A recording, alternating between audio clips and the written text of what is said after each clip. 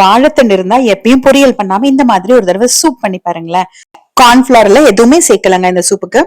இது நார் எடுக்கணும்னு கூட அவசியம் இல்லைங்க, அப்படியே கட் பண்ணி போட்டு சூப் பண்ணிடலாம். நான் இன்னைக்கு ஒரு அடி அளவுக்கு தண்டு எடுத்திருக்கேன். வெளியில இருக்க தோலை மட்டும் எடுத்துட்டு அப்படியே கட் பண்ணி தண்ணியில போட்டு வச்சிருக்கேன். 2 ஸ்பூன் அளவுக்கு பாசிப்பருப்பு குக்கர்ல கழுவி எடுத்துக்கலாம். பாசிப்பருப்பு திக்னஸ் கொடுக்கும், அதனால நம்ம கார்ன்ஃபிளவர் அது மாதிரி எல்லாம் எதுவும் சேர்க்க தேவையில்லை. இப்ப இதோட நம்ம கட் பண்ணி வச்சிருக்க வாழைத்தண்டு, ஒரு 10-15 சின்ன வெங்காயம், ஒரு 4-5 பல் பூண்டு கூட சேர்த்துக்கலாம். நான் இன்னைக்கு கம்மியா சேர்த்திருக்கேன். 1/2 ஸ்பூன் உப்பு.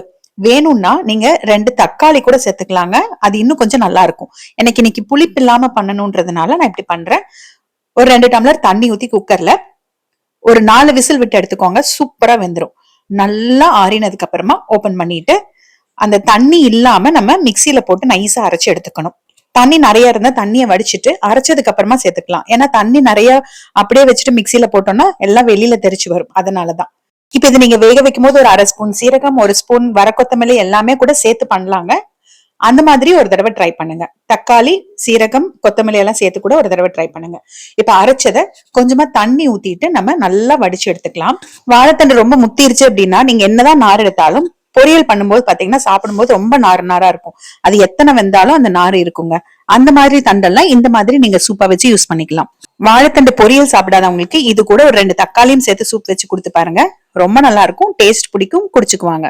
அவ்வளவுதாங்க. இது கூட ஒரு 1/4 ஸ்பூன் அளவுக்கு மிளகுத்தூள், உப்பு டேஸ்ட் பண்ணி பார்த்துட்டு வேணும்னா கொஞ்சம் சேர்த்துக்கோங்க. ஒரு கொதி வந்ததுமே அடுப்பு ஆஃப் பண்ணிடலாம். நான் சும்மா டேஸ்ட்டுக்காக ஒரு 1/2 ஸ்பூன் அளவுக்கு பட்டர் சேர்க்கிறேன். நீங்க வேணும்னா பட்டர் லைட்டா சூடு பண்ணிட்டு அதுல பூண்டு குட்டி குட்டியா கட் பண்ணி வறுத்துட்டு அது கூட இதை சேர்த்து கொதிக்க வச்சு கூட நீங்க சர்வ் பண்ணலாம். அது ஒரு டேஸ்ட்ல இருக்கும். குழந்தைகளுக்கு கொடுக்கும்போது வேணும்னா ஸ்வீட் கார்ன், வேக வச்ச ஸ்வீட் கார்ன் இல்லைன்னா கார்ன்ஃபிளேக்ஸ் சிப்ஸ் அந்த மாதிரி மேல போட்டுட்டு கொடுத்துக்கலாம். ட்ரை பண்ணிட்டு கமெண்ட் பண்ணுங்க.